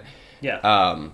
But you can't discount the end of the season because that is actually the most recent performances we've seen from him. So yeah, safe wide receiver 2, and he's definitely going to be an exciting player to watch. For sure. All right. All right. Adam Thielen. Kind of back end of flex for me. Maybe more. How is he for you? So I've actually got him ranked ahead of Amari Cooper, and it's just kind of based on it's a better passing offense, Minnesota, and he does seem to have the profile of just that red zone guy in that offense. So, obviously that can regress, and we don't expect him to get. What was it, 10 receiving touchdowns last year? He's at 24 in the past 2 seasons. Yeah, so, I mean, that's close to Mike Evans. So that... At 27. I'll just expand on that. That's the reason for me. He's kind of lower end flex, but he definitely still is a flex because of that. I just expect some negative touchdown regression, but he's proven to be that player, so he's undeniably valuable until he proves otherwise with potentially negatively regressing. Yeah, I mean, I'm just going to look at Amari Cooper's touchdown numbers over the past few years. 8, 5, 8, 7, 7. So, if Thielen loses a couple touchdowns, it's just kind of making an argument for Thielen above Cooper. I think even if he does regress in the touchdown category, it's still comparable. I'm okay with putting him wherever in here. I just think that to me, he's going to be a safe flex option, maybe a little touchdown dependent on any given week, but he gets them on most weeks, so that's kind of a good safe floor. Yeah. All right, here's a fun player to talk about, Michael Thomas. I have him near like the back of wide receiver 2. You have him as a flex. Mm-hmm. He's definitely. We're talking about a player who broke the reception record 3 seasons ago. Yeah, it feels like forever ago. It does, because he was completely out all It of last was season. 2019. He had 149 catches, 185 targets, 9 Yeah, touchdowns. it was really weird too last season because you drafted him just kind of as a stash and then just never played. Like it was really weird how they dealt with his injury. Yeah, it wasn't the team's decision. It was all him. He Yeah. handled it kind of like a moron. But Yeah. no bitterness on my end. I'm just Yeah. it was just a very frustrating situation for everyone involved, fantasy and real life, all included. It was just, I think, so the reason I have him as a flex, and he's a high end flex. I've got him Yeah. between, or after, just after DK Metcalf, and that might be too low. But the fact that we haven't seen him in 2 seasons creates cause for concern. So Yeah. I think he finishes above. I think he has every opportunity to finish above DK Metcalf on the season, just as a comparison. But I'm putting him at flex right now because we need to see him back on the field. Yeah, and I'll put him at the very bottom of wide receiver 2 for now. We'll see what happens. I think for me, like, he's not a player I really want to draft as my second wide receiver, but I think that, the reports that he is like the old Michael Thomas, he's healthy. I think it's very easy that he could finish in the top 24, and that's still I mean, you have to worse you have than to keep what in he mind left though. off on, but You have to keep in mind though that was with Drew Brees. Like this is a different. yes, I get It's a that. different offense with Jameis Winston there.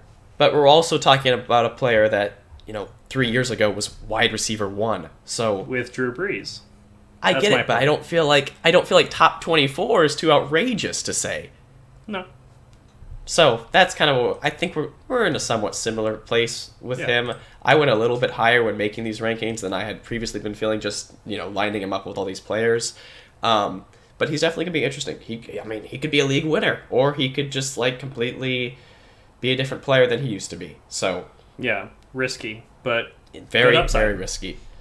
Yep, that is exactly Michael Thomas going into this season. All right, we'll move on to Kadarius Toney, who is a stash. Probably the best you feel out of any of these potential Giants wide receivers. I mean, yeah. I've heard even talks about the rookie Wando Robinson, who I'm not even sure if I have on the list. You do. I do. Okay. Yeah, I was pretty sure. Again, yeah, sorry for my lack of recognition with them. I don't really watch NCAA, so I only They're know very new to you and me. I only know them through like analysts talking about them in like mock drafts. So yeah, but the fact we've heard talks about him is like potentially being a great wide receiver there too. It's just like they don't really even know who's going to be the best wide receiver on that offense.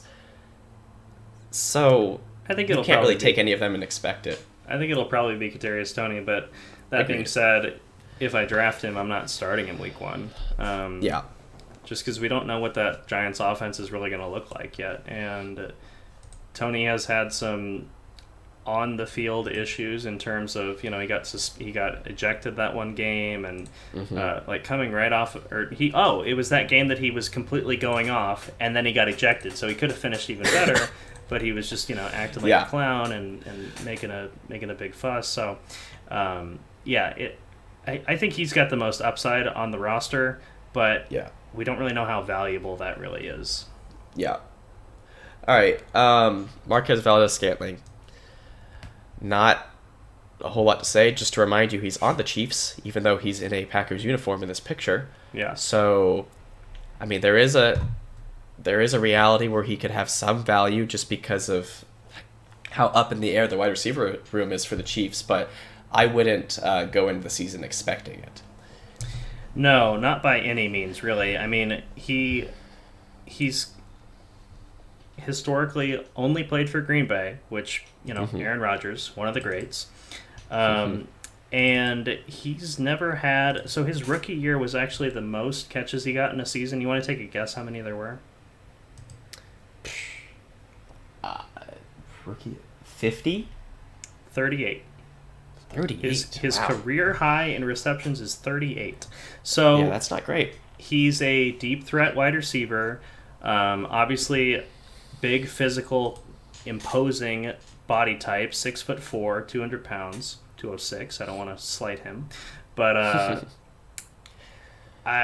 we haven't really seen a player with that type in a Patrick Mahomes offense.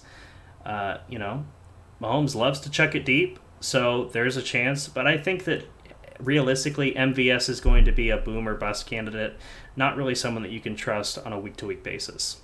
Yeah, agreed. All right, we can move on to Jalen Waddle, who is back at a wide receiver 2. Is that where you have him? No, Or I maybe even have a little him as higher?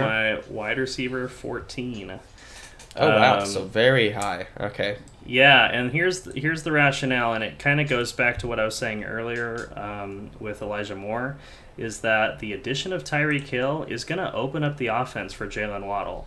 Um, there's a very good chance that Waddle doesn't get as many targets this season, but I think he can become more efficient in the offense if Tua makes the next step up. And it's just about how they're going to balance having two insanely fast wide receivers Yeah. that, coming into the draft, or coming into the NFL rather, Jalen Waddle was like in college, most of his touchdowns were like 40 plus yards, it felt like. And when he came to the NFL, he was more of a guy that was like getting the ball near the line of scrimmage and getting, 10 plus catches every week. So I think that comes down this season, but I still think that that offense is going to be so much more improved that he's going to be a very strong wide receiver too. Yeah, I'll throw him just above AJ Brown on this, because I definitely see what you're saying. What worries me is about if the Dolphins can find that balance between the production for Tyreek Hill and Jalen Waddle. For me, he's still a clear wide receiver too, but I just have a little bit of concern and prefer some of the guys around him in ADP. But I mean, he just broke the rookie reception record, which is a little inflated because of the extra game now, but that's still something to be aware of for this player. And if he can be a guy that gets more receptions, and Tyreek Hill is kind of more of that deep threat, but as you said, they're both super fast. So like, it'll be interesting to see how they find the balance. So For sure. if it makes you feel any better, he only played 16 games. So that's Yeah, no, but that means that yeah, the extra game didn't factor into his breaking the record. that is true. All right, so he broke the rookie reception record and now has Tyreek Hill on his team. So it's definitely exciting for the Dolphins. It's Yeah. just how they're going to use him. We'll Mhm. see. We'll move on to Mike Williams, where do you have him? Wide Okay. receiver 18. So that puts him between AJ Brown and Brandon Cooks for me. I could see this going either way. Mike Williams was very boom or bust last year. He ended up finishing wide receiver 12 on the season. But this is kind of like, let's see if it's really legit this year, because he started off so hot last year and then kind of Yeah. fell back to earth. And obviously just the amount of volume he was seeing at the beginning of last season kind of helped him coast to a top 12 finish overall season long. It's kind of like the Tyreek Hill thing. But I think he belongs in wide receiver too. It's just he's a riskier play, and having him between AJ Brown and Brandon Cooks, like, I feel safer taking Cooks than I do Mike Williams. But I think the upside that Mike Williams has, for me, warrants him being ranked above him. Yeah, I agree with that. Just as far as the boom potential, because I just looked at it real quick. He had 6 games over 20 fantasy points and 7 under 10. So I mean, It's about how you feel that's about- as boom bust as it gets. it's about how you feel about which one takes over. And I think more likely it is the boom, and you could hope that the bus game, or it's more likely that just the bus games aren't as bad, hopefully, but he's a very boom or bust player, so I personally don't want to take him over a player like Brandon Cooks, but because of that potential, I get ranking him above him for sure. Yeah, and it's just one spot for me. I mean, it Yeah. really depends on how the draft board falls to you, who you have before. There's a lot of draft strategy involved in these decisions, but in Yeah. terms of season long, I like the upside and the way that Mike Williams ended up finishing the year as wide receiver 12 ahead of a guy like Brandon Cooks, who I think is kind of more stuck being a top 20 guy. All right, Robert Woods, who's the last non-rookie player we'll talk about. Yeah. stash, and yeah, I don't. So It's here's the thing: could be interesting. he's coming off of a significant injury, and going to a team that is not good at passing. Hmm. AJ Brown is clearly more talented at this stage in Robert Woods' career, Yeah. um, and Robert Woods is just not in the best position. Like, given the circumstances, coming to Tennessee, coming off a major injury, he's a stash for us because he needs to be able to prove it. Prove Yeah. that he's, going to be able to come back and perform. I think realistically he can work his way into flex. Anything above that, I think, is probably not likely. Yeah. Agreed. I definitely think it's possible he could have flex value, but that's just kind of how these stash guys go, and that's why you stash them, because he Yeah. definitely needs to prove it. Yeah, worth All right. drafting, but I want to see him prove it. All right, let's probably efficiently go through some of these rookies. But first, Sky Moore, he's got a little bit more to talk about than some of the other rookies, just because he's entering that Chiefs wide receiver room. I think that as you have him, a stash is like near the top of stash is fair. Yeah. I think that because the opportunity of that offense, he could be great, but he's got to prove it because there are so many unknowns, and he's also a rookie on top of all that. Yeah, the Kansas City receiving core is so new to Patrick Mahomes that like anyone could emerge. I think it's Yeah. most likely that Juju takes that lead role, followed up by Sky Moore, and then MVS at the bottom, and obviously Kelsey's in there, but he's a tight end, so it's not Yeah. really relevant to the wide receiver conversation. Um, it's just a matter of how valuable that role is. Historically, the third pass catcher in Kansas City has not been reliable and or fantasy relevant week to week. So there's some concern there for Sky Moore, but it really depends on how they use him. Yeah. I know he's not as fast as like a Mecole Hardman or a Byron Pringle perhaps, but I think that, and I might be completely wrong about the 40 times, but we all know that real speed, real NFL speed on the field differs from 40 times. So Yeah. that being said, it's a wait and see for Sky Moore. We just Yeah, don't know and what to expect. From what I heard about his draft combine performance is that he was kind of a player that surprised, and he was just kind of solid at everything. So it's going to be interesting to see like what aspects of his game that he really excels in, like in the NFL. All right, Chris Olave. Like we've said about the Saints wide receiver core before, we will see where Michael Thomas is at. Jarvis Landry is probably the third best option, and Chris Olave is probably the second. So Yeah, he's listed as the wide receiver 2 right now on the depth chart. yeah. So if there's a reality where this becomes a good pass offense again, and Chris Olave is the wide receiver 2, you feel good about that. But again, wait and see. Stash. Yeah, I think where he's going in drafts, it's kind of tough because his ADP is higher than where we're ranking him here. But I think it's a good investment. I think he was one of the top wide receivers drafted in the real NFL draft, so he's got that first round pedigree, and I think that there's good upside there. So obviously worth taking a flyer on. All right, George Pickens, NFL young boy, apparently is his nickname. I don't even exactly know why, but he's been a player that has been talked about so much with his training camp performances, and oh my god, what a catch in a preseason game. Like, all right, let's maybe calm down a little bit, but it's cool to see that he's like emerging. But as we've said again, if the Steelers offense, decent amount of mouths to feed, and a rookie with question marks at quarterback, if he's legit, he could emerge and be a player worth having, but he's got to be another stash.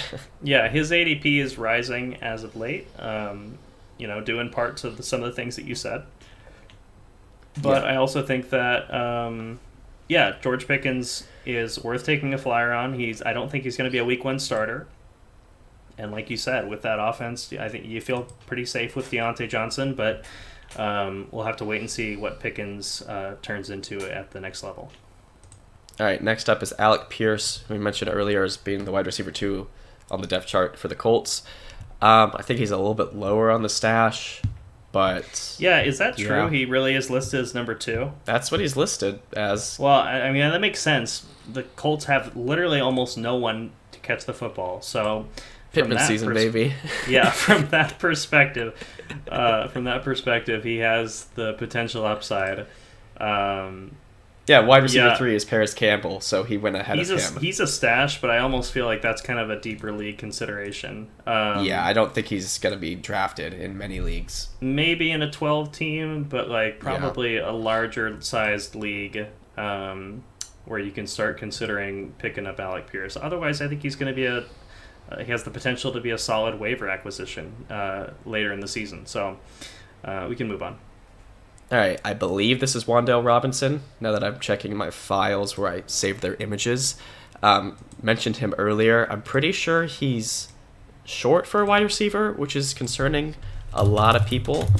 But obviously did really well in college. Yeah, he's 5'8". I saw some statistic about like how few wide receivers below 5'9" have done like a certain...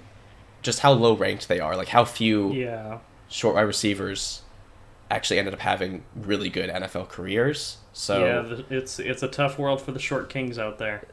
Yeah, I mean that's all I got on him right now. I mean if he has the talent to be an outlier in that, it's possible, but yeah, that's really all there is to say now. It's also just that like it's the Giants, you know. I don't feel any more confident about him being undersized than I do either of those other pass catchers. So he is a low end stash. I think that's that's a deep league, but probably just needs to be undrafted. Yeah. All right. Next up, Jalen Tolbert. Probably Tolbert. Yeah, probably Tolbert. I think there's something to be said about if Gallup's out for a little bit of time. I don't know exactly what his timetable is. That Jalen Tolbert could work himself in this offense and then kind of stay as just the solidified wide receiver 3 when Gallup comes back. So there's some potential there, but I think that makes you feel better about him than a lot of these rookies. But at the end of the day, there's still a lot for him to do before he becomes fantasy relevant. Yeah, stash worthy. He's going late in drafts. He could potentially go undrafted in your league, but a player to watch going into the season. All right, Jameson Williams, player that would have been, I think, undoubtedly the first wide receiver taken in the NFL draft if he didn't tear his ACL in the college championship. Mm-hmm. So he's out for, I think, the first 6 games. Is that official? I don't think it's official. So he's on PUP still, which if he remains on that going into the season means 4 games, I believe. Let me pull this up. Sorry. So this report says he's expected to miss at least week 1. Multiple sources saying won't be ready for week 1. That being said, I don't know. It really depends. If he is unavailable for the first few weeks, probably don't draft him. Because at the end of the day, it's the Lions' offense. I mean, obviously we saw Amon-Ra St. Brown emerge late last year. I just have a similar feeling that, something could happen with Jameson Williams, where it's a while before we see him play at a level that warrants being started. So you love the upside, but it might be a little too risky to draft at this stage. Yeah, I agree. We can move on to Garrett Wilson, the Jets wide receiver. And I don't really have a whole lot to say. We kind of already mentioned him earlier as far as like potentially helping. You were saying that he could potentially help more because it's more for a defense to focus on. Yeah, but you worry about the quarterback play. Sorry, go ahead. No, I was just going to say, along with what you were saying, I think it can only serve to help the Jets' passing offense because it's, one more talented wide receiver out there for Zach Wilson to throw to, assuming he's throwing to the right team. But yeah, I think that Garrett Wilson's a stash, and he's going pretty high in drafts, relative to the rest of the rookies that we've been discussing so far, sort of, some others than others. But regardless, a stash, and I think a flex consideration, and possibly better. We'll just have to wait and see. All right, next up, David Bell, which, here's the funny thing. The reason I know some things but can't recognize them is that, like, Sleeper, I've been doing mock drafts. Sleeper doesn't have rookie pictures yet. So, I could tell you some stuff about some of these guys just based off their names, but, I could never guess that this is David Bell. And I also have not been hearing much about him lately either. So I think, I don't even know. These Browns, right? Yes. If we have Amari Cooper as kind of a middle to high flex, we can't have this guy anywhere near that. I mean, I don't have much information on his profile coming out of college, but the fact that I haven't been hearing anything about him at all really is that should be telling on its own. Yeah. All right, next up, Treylon Burks, who local I guess boy. I put just above. Yeah, local boy. I guess I put just above Robert Woods. There's been some concerning stuff said about in training camp, I've heard, but again, take that with a grain of salt because we heard bad stuff about Jamar Chase. Yeah, and not that we expect Treylon to be the next Jamar Chase by any means, but I think his player comparison in the draft was AJ Brown. So if that's the ceiling that we have to look forward in this offense, that's not bad at all. So that's great. But we saw what happened to AJ Brown on that offense last year. So that's the concern too. Well, he performed pretty well. I don't know what you're talking about. What do you mean he performed well? He underperformed his talent for sure. Well, he only played 13 games, but he had, I don't know. He had a good amount of targets, and I don't know. I mean, he had I four. Get what you're saying. Yeah, he had saying, 6 games under 10. I don't know how many of those were due to injury, but that is not what AJ Brown should be doing. That's definitely because of the situation. Is my point. I get that. I guess you're right. All right, Jahan Dotson, who I do believe has some potential just because he's kind of worked his way into the wide receiver 2 for the Commanders. Yeah. So, but There's it's some how much. upside there. Yeah, it's how much you really care about that. Yeah. It's gonna be a wait and see. That's kind of a theme, and we're actually gonna break that here in a second. But yep. With Jahan Dotson, hopefully Terry McLaurin takes the next step up, and Jahan Dotson finds himself a role in that offense. It's kind of a wide open wide receiver room after Terry McLaurin, so he's got the potential to do it. You just kind of have to wait and see. And I know I keep saying that, but it's true. With rookies, you don't know until they're actually on the field. Yeah, and there were a lot of wide receivers taken into this class, but not a lot of them are just inserting themselves into a role like Drake London is. So we'll talk about him. I have him right below Rashad Bateman in flex, personally. Where do you have him?